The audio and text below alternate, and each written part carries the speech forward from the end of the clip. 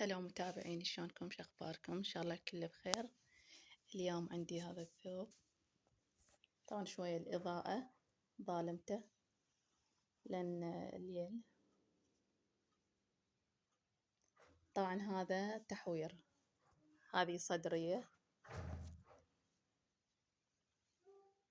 وسويت الثوب مال طفلة عمرها 5 سنوات، هي جابت لي الفصال، سويته مثله، كلش حلو.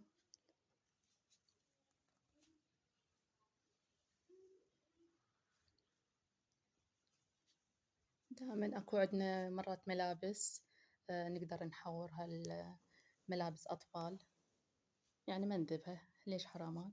طبعا هذا القماش صوف بس ما واضح زين بالصورة، قلت لكم شوية الإضاءة.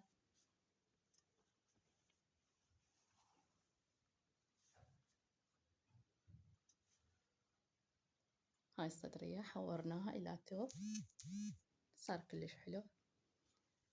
من هنا خليت من ورا خليت دقمة.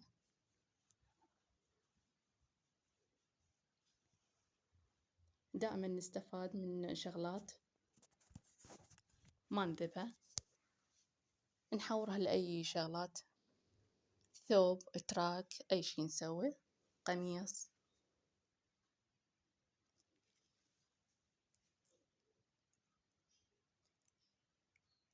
ولا تنسونا باللايك والاشتراك. مع ألف سلامة.